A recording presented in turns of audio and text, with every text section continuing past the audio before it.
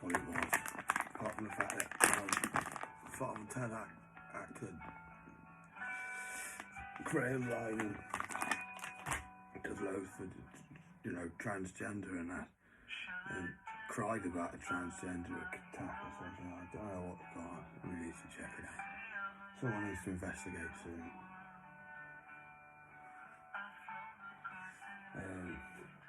Doesn't look good.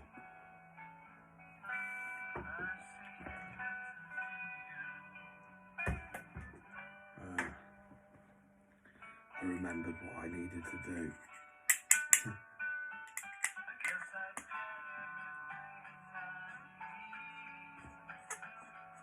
I wrote a book. I called a kid's book. Because I read Roald Dahl.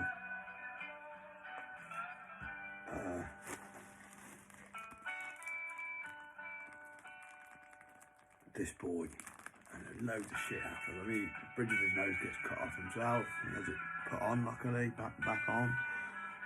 Slices off his nose. And an accident, God knows what, something terrible. He was mint. Loads of cool, sick shit. We went to this holiday place in Norway. And he given him his imagination for a lot of his ideas and that. He was off his mum's own back. I think his dad died when he was young. Can't remember. I remember she did a lot. The motorbike when he first fucking tried out and motorbike, the Triumph as well. Sick. I thought fucking, I had this idea because I was playing as Hamburg FIFA 08 just after I'd done the Preston North End FIFA. I felt guilty for leaving Preston North End, but I wanted to just do it again basically, but fucking with Khaled. I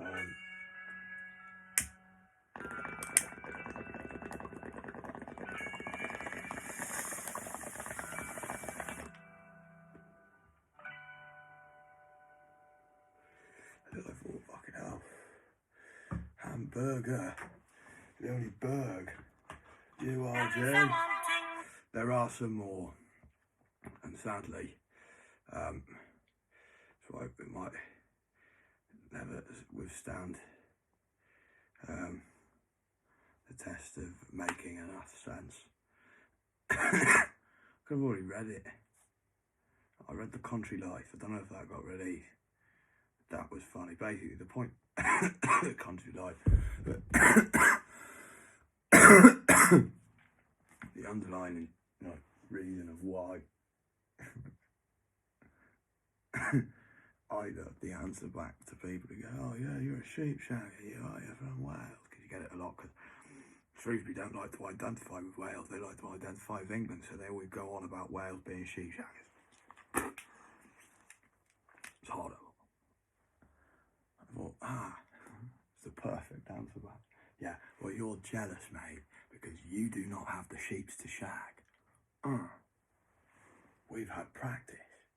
Oh, we're going to be better than you. Fucker. There's the whole point to the sheep. Sorry, it was just called The Sheep Shagger. The Country Life, the original title.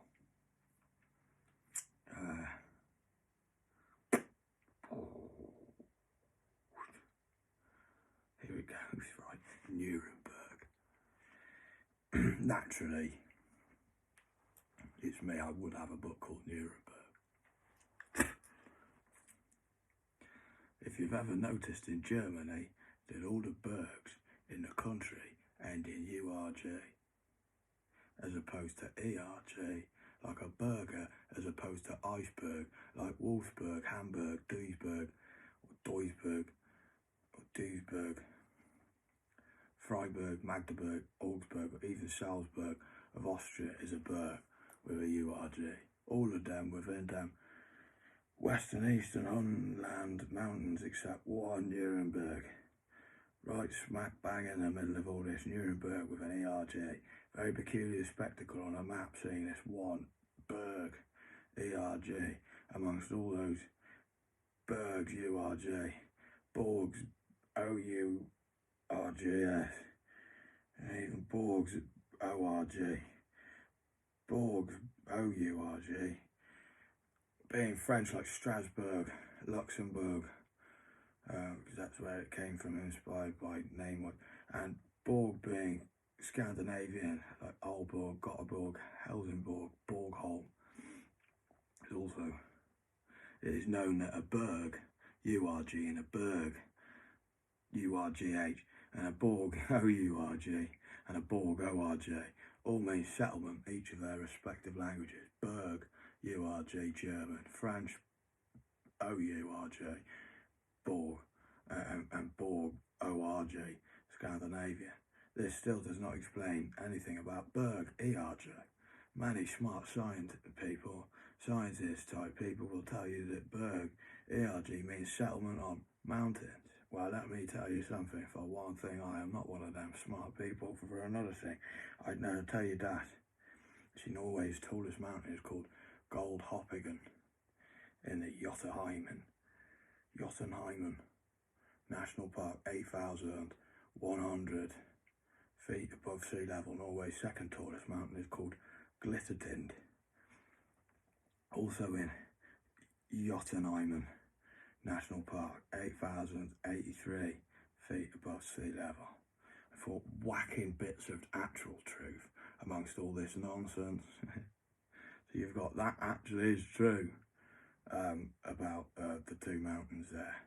Norway's tallest mountain is Goldhopping. I got it off Wikipedia. I thought you could have had this book, couldn't have got there without Wikipedia. It would have been mint. What a way to give them money, you know, and make sure some of the money went to them. That'd have been a great way to, because they always ask me for money. I always felt terrible not being able to give it to them.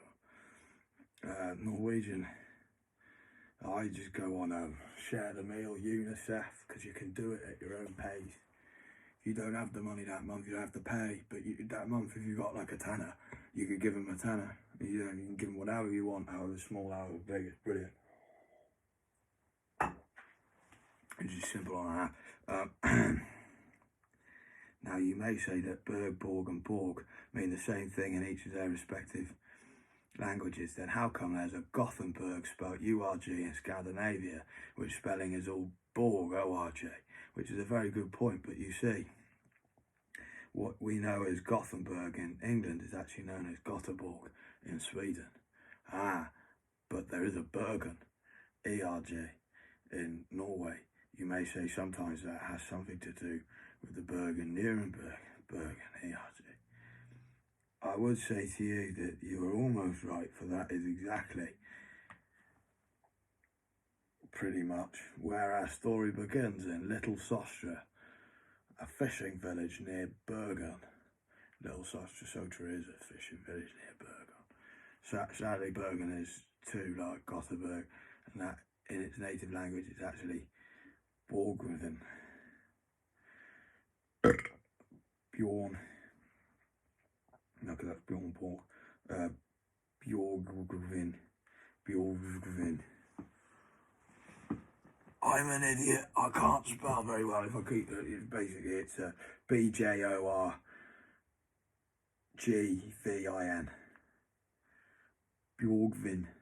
Bjorgvin. Yeah, there we go. Though many years ago, long before the Nuremberg Chronicle, which we all know and love today. The joke is nobody knows anything about the Nuremberg Chronicle, so you know, it's like 1400s or something when they came up with it, or something like that. So it's like, yeah, we all know and love that, don't we? You're like, yeah. Bollocks, I've lost me thread.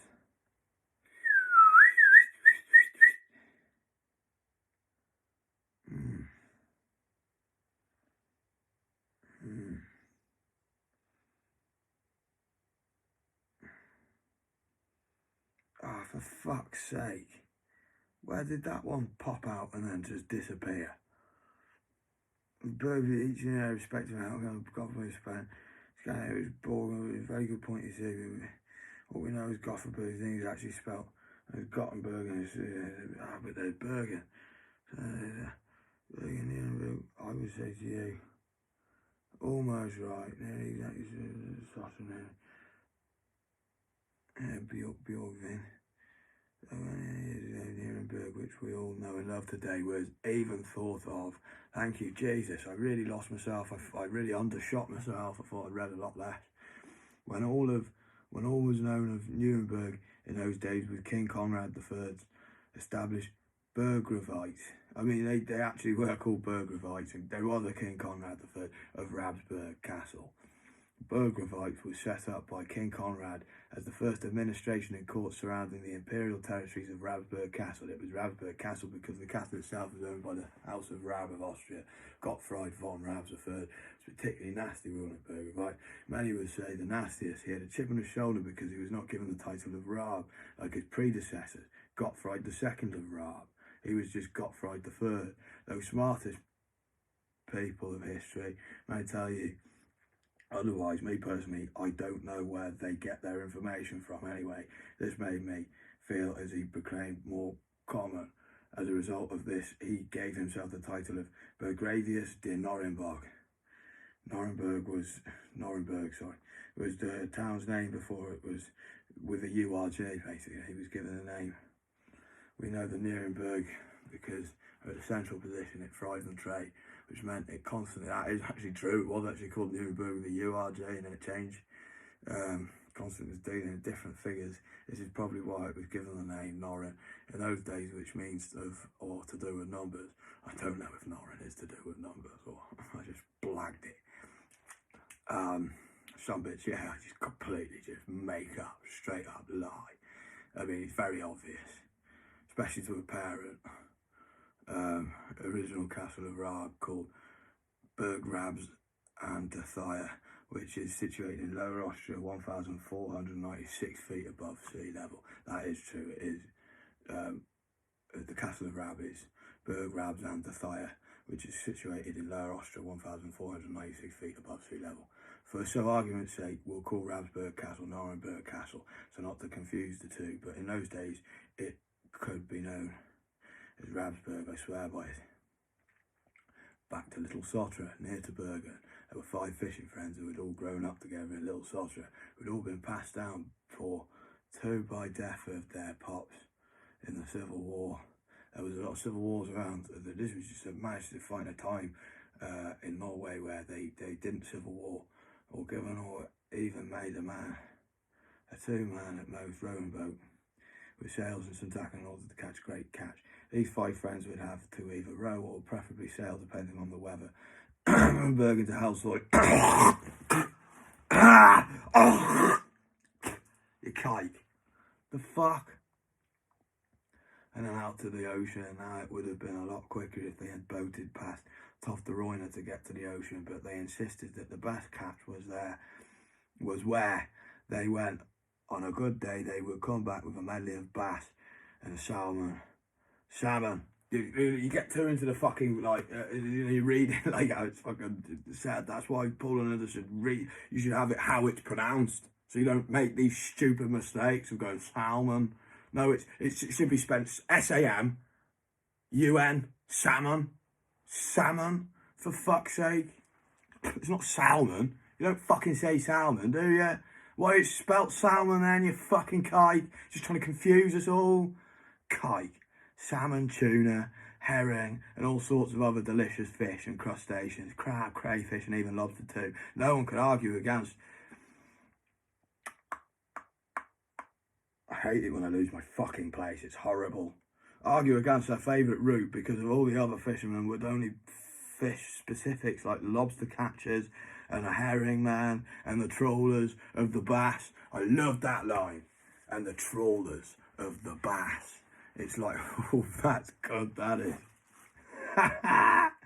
Ah, fucking bastard. I get into it and I lose where I am.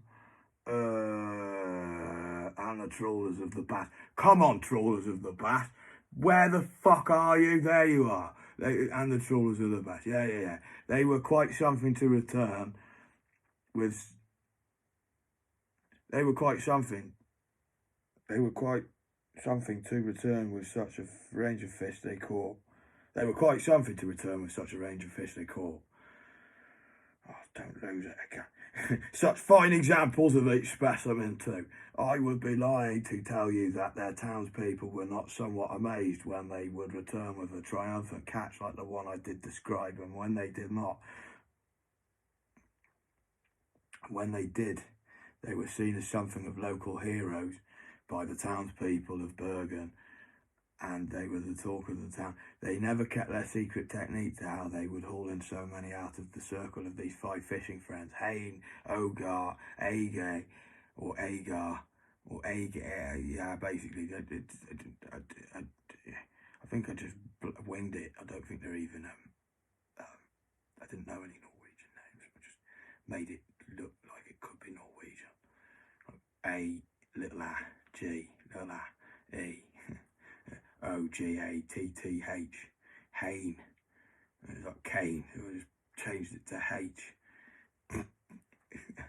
Between I and you, their technique was simply having been in the right place at the right time. Their method meant that the only fish they had to spend time to catch was the crayfish, the cram, the lobster, which they could catch usually at Telstow.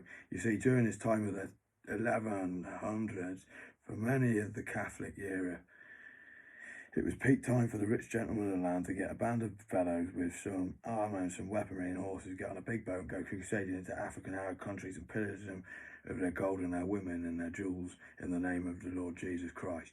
Now, Norway itself, especially Little Sotra, hadn't really got involved, though tell a lie, they did have a brief 3-year crusade after the first crusade of 1095 to 1099, where Sigurd I, with about this is all true, about 5,000 men, all recorded in history, and 60 galleys went and pillaged, or as they said, helped the very wealthy Byzantines, and never lost a battle. Other than that, they didn't get into this crusading fad. They felt they had their time pillaging Cuthbert and his monks as the Vikings, and they had all retired as a nation to go fishing. Though you could argue that this was because they had the heavy defeat at Hastings back in 1066, and after the death of Sigurd I, the country, they went into a heavy civil war between Sigurd's illegitimate son, Magnus, and his self-proclaimed half-brother Harold, who claimed to be the son of Magnus the Barefoot, Sigurd's father, which is all true, and had been successfully put under the ordeal of the fire. The ordeal of fire. Check that out if you got the time. The ordeal of fire was pretty hot stuff. To prove you're right in those days, you'd probably still be, and would probably still be now if we didn't have human rights law and that. Now Harold, the half-brother, did I mention, was from Ireland, defeated Magnus and blinded him and cut off his baby makers and left him to live a monastic life. He had 2 sons, Sigurd and Inge Crouchback. Now, as Harold the half-brother, who was called Harold Gill, you've given shit for people to check out. Ordeal of Fire, what the fuck's that? And you've said, yeah, it's pretty fucking, and immediately they want to check out themselves. So I was thinking,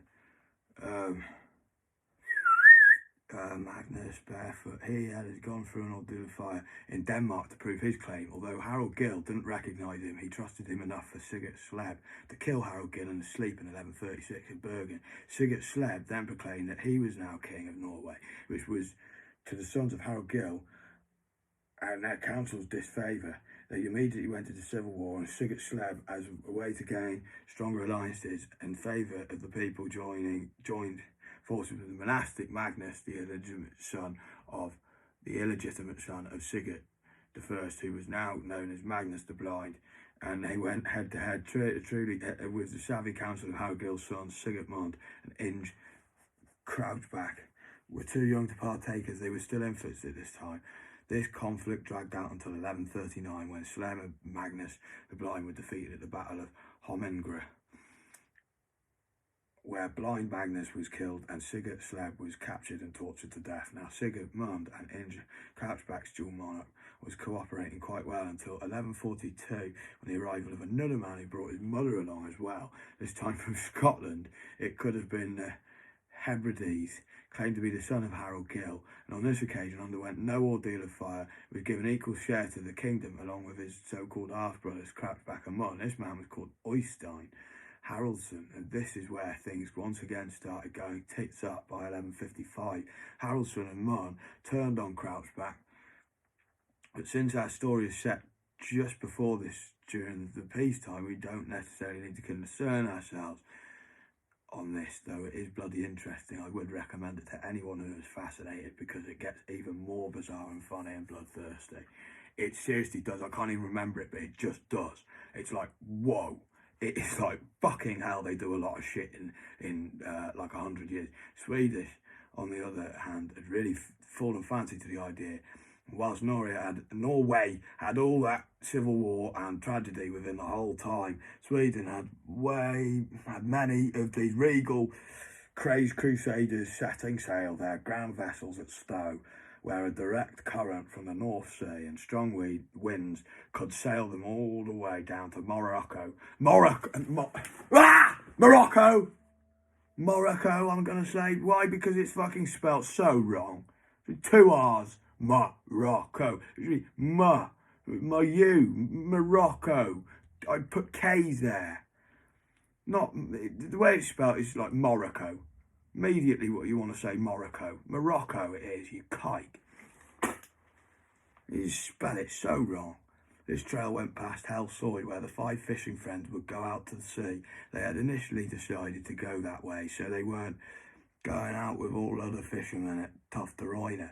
They much preferred to fish in the company of themselves. When the 5 fishing friends had first seen this, they noticed that the waves were hurtling towards them from the turbulence of the sailing vessel, and within them waves were loads of seas fish, all being caught up in the waves of the turbulence. This is where the 5 fishing friends had seized this moment as great fishing opportunity and had caught as many of these turbulent fish into their nets and tackle as they could.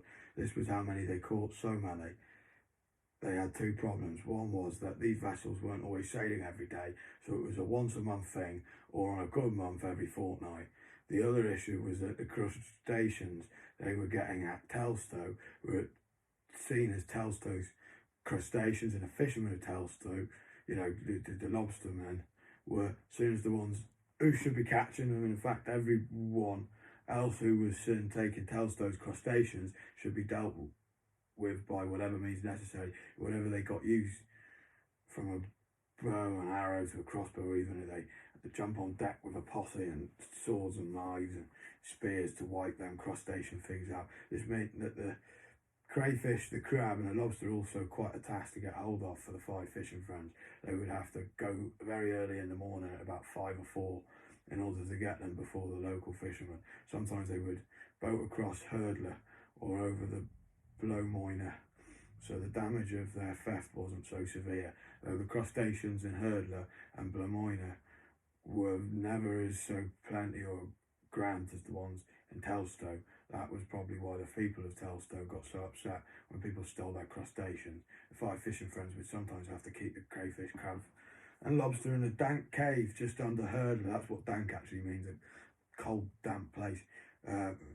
Dank, man, it used to be Adam back in his boy used to use it. A dank cave just under Hurdler for a few days to keep refrigerated as they prepared for the catch from the turbulence of the vessel. So in that way they could bring it all in together and wow the town in their splendid medley. In the many days they didn't have the great catch, there could be many, because even on a good month there are still 14 days of no catch, and even still could be a long time, especially when you ain't got nothing to show for it. These days could get tiresome for the 5 fishing friends, because there was no set schedule pattern for these vessels to be cruising by. Therefore the 5 fishing friends would have to be getting the crustaceans every few days and go out and look for the vessels every day until one had arrived, when they would know they could at least wait around 2 weeks till possible sight of another, or a lot of the time a month, which I have already stated. And there is a lot to get your head round. That is why I'm overstating, because if they could not find a vessel after a few days had gone since they had stored the crayfish, the crab, the lobster and the cave, they would have to take them and sell enough for some profit and keep some for eating. Would always had amongst them a few crustaceans to sell at market, as opposed to that and much more which they could do and had done. Was like 2 extremes. It could bring the pressure to impress.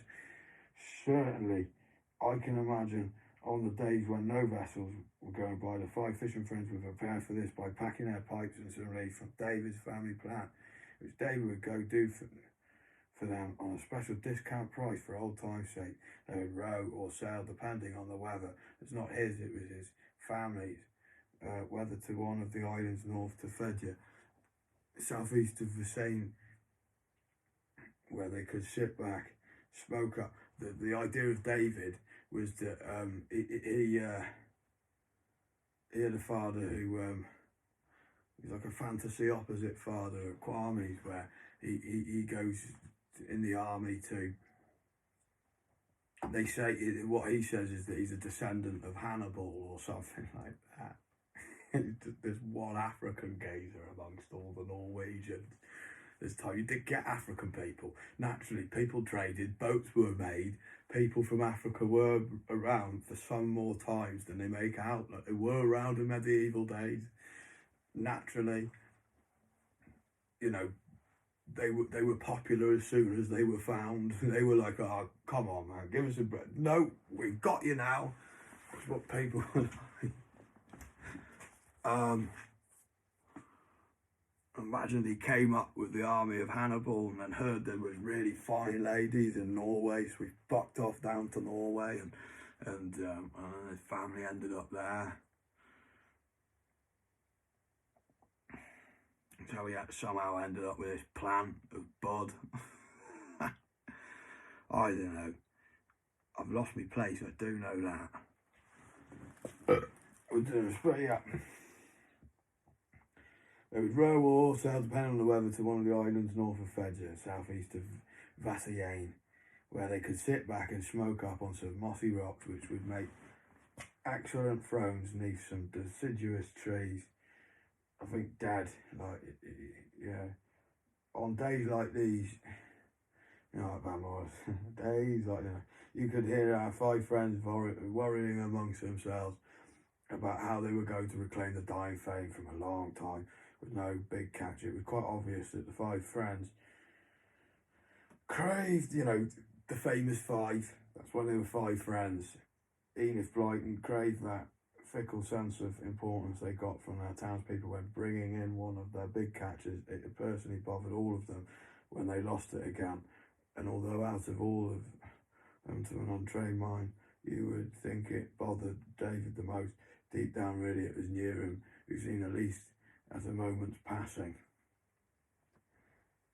On this day they had retreated there was the day we needed to worry about, for this particular day the 5 fishing friends first really paid great attention to the icebergs which could be seen in the northwest from where they were cotching while smoking, joking, choking and chowing down on some pickled herring. Haynes said to Hogarth that the smoke from my pipe makes them mountains in the northern distance look very scenic. Hogarth couldn't help but agree, but A. Gay, who had listened in, said, "Hey, they aren't mountains, my most observant friend, they are icebergs." Now, Nuremberg, who had been discussing socio-economic decline within Eastern Europe with David, suddenly became aroused by what he was hearing. "Icebergs," he exclaimed, "we could sell them for ice to the butchers and fishmongers." David suddenly pepped up and gave a look as if he had something great up his sleeve and said, "No, I think you're thinking too narrow. We shouldn't be selling these gems to the people. We should be prizing them off as wonders of our finding. For look, my fellow companions, that fat one with the crooked cliff should be Davidsburg, and if you can see, I think it's got something on it which we must sail to now to see." Hayne looked most bemused as he only pointed it out as something to look at while cotching and not to go over to investigate. He hesitantly asked about what they should do with the herring and was told it should be wrapped back up and brought with them. As the one who had asked, he was now the one burdened with the task of bringing. The wind was nowhere to be felt on the journey to Davidsburg, so they had to row most of the distance, but their efforts were rewarded, for what David had seen on his berg was the wreck of a grand merchant-looking vessel sprawled out all over the small, fat, crooked cliff.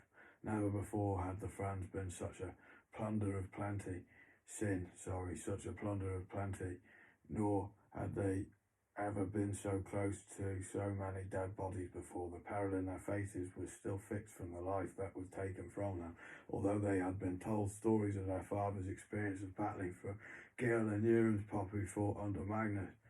The Brian he fought under like a really unpopular one. They themselves had never been near war or death, and so the experience was quite shocking. According to David's pop, his ancestors had fought under Hannibal, so David's family had not been in skirmishes for a long time. Though David's nerves were the least shot on arrival, he started commanding his friends on who to get what and where to put it. Ogart found an abundance of mild, yellow, crumbly cheese, and David named it David's Stone. That's where David Stowe Cheddar was born. This is the bullshit. Which I believe is still sold today in places like Cornwall, and as is a W at the end. I don't think it's the other way around, though people might say it's arguable. As the others collected the various goodies, Nurem had an instinctive urge to check the bowels of the ship. Good idea, shouted David after him. Go see what's lurking in the innards. Who seemed a little hesitant to do so himself. Lower part of the front side of the ship had been completely obliterated on impact, with the iceberg leaving the top half, bottom, bar a few holes to now be the iceberg itself. The entrail of the galley was still bobbing in the water, and perhaps that's what kept the others from going near it, for due to the condition of the vessel, it looked like it could snap off and collapse itself at any given time. As Nurem entered through the only crevice's hole, he could tell the wreck had been here for more than a few days, as parts of the decking and walls had already frosted and grown icicles. As he wandered his path of instinctual feeling, some of the flooring paved in, and his foot went straight into the icy water, which shuddered the underbelly of the lonely flotilla. It cracked the icy wood around and bellowed heavy vibrations of the Arctic deep. At this point, Nurem probably would have turned back out of fear if it wasn't for the gleam of some shiny armour glimmering between the architraves, second left to the corridor of where he prized his foot free. He started walking towards the room, carefully treading at every pace. He heard a gurgle and a deathly clear of the throat. As he entered the room, he saw a knight impaled to the broken structures of the chamber, and he now realised that the gurgle sound he heard was of the knight choking on his own blood. Hello there, Nurem. I've been expecting you. You want somebody like Peter Kay if you made the movie.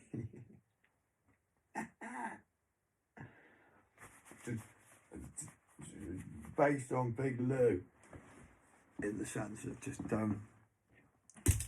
like he would be somebody you'd end up seeing like this, in the sense of he's been impaled to something for like 3 days and bleeding out, coming in and out of consciousness, and then he just sees this kid. He's like, "Hello, Nurem." Croaked the knight, judging by how he had pronounced his name by saying it exactly how it was spelled. Nurem could tell that this man was from Sweden. The yellow and blue on his shield and cloth among his armour was a giveaway too. Before Nurem had a chance of asking him how he knew his name, the knight continued, "My name is Eric Gooperdun.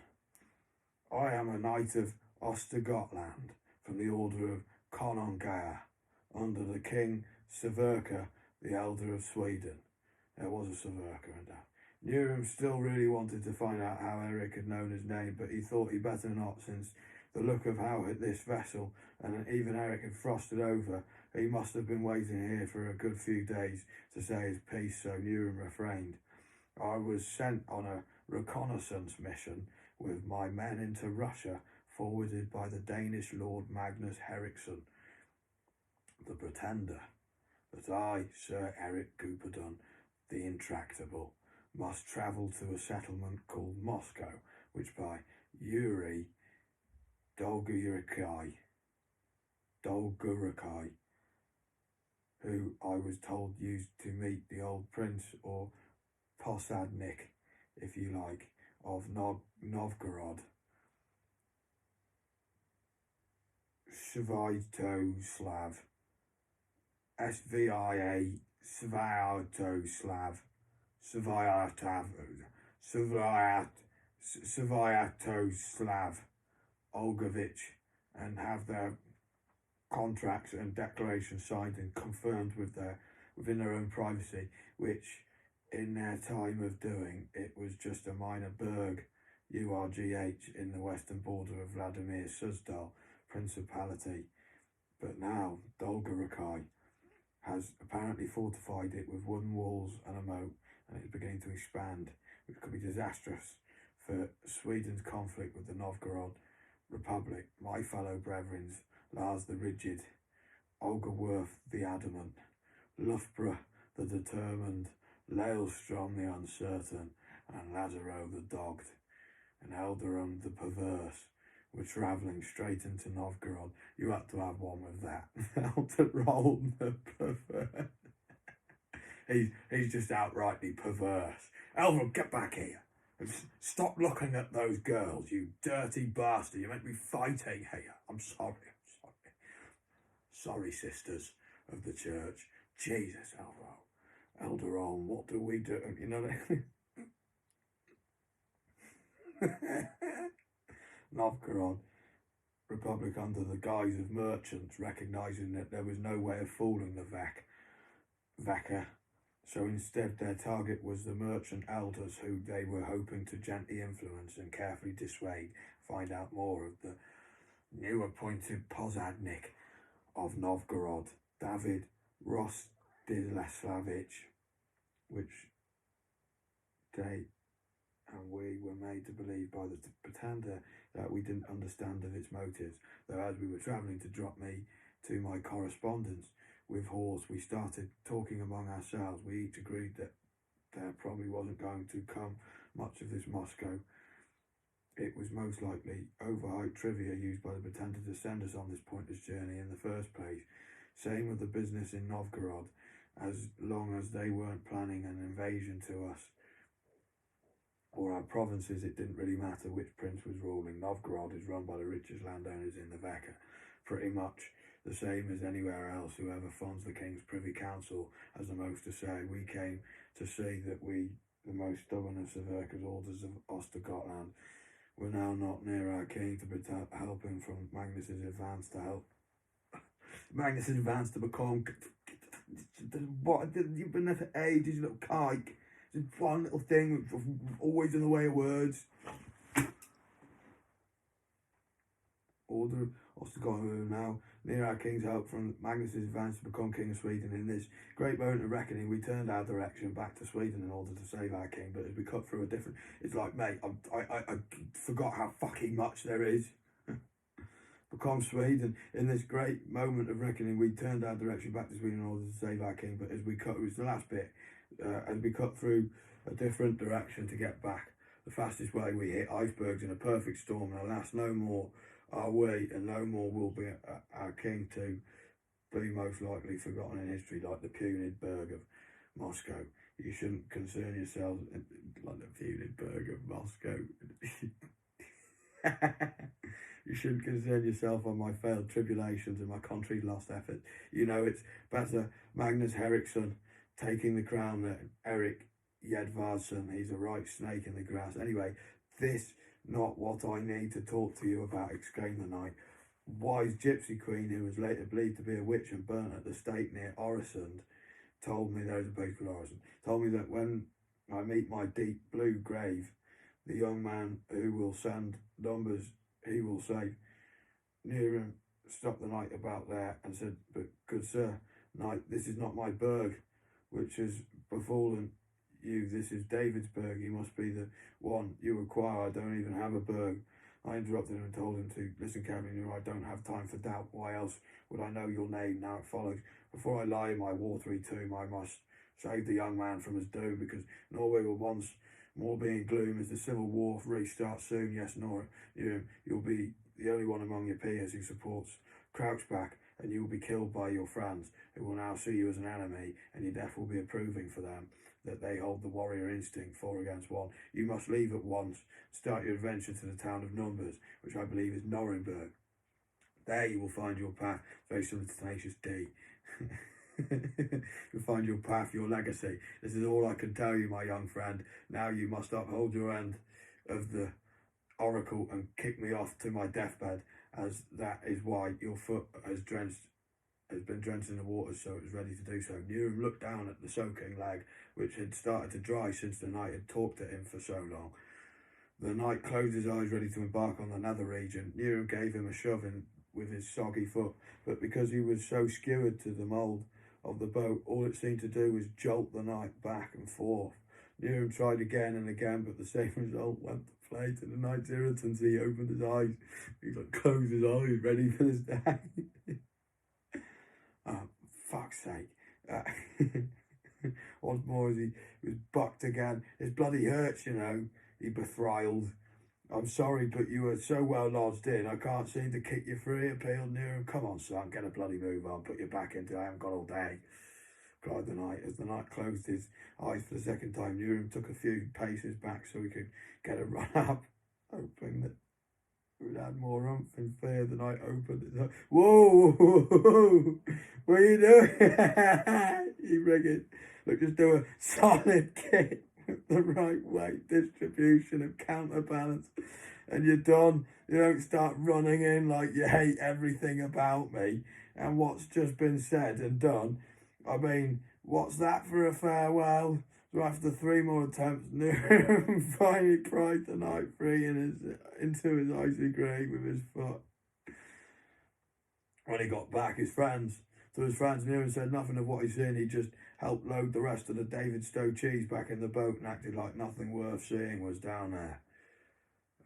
It's as far as I got, basically.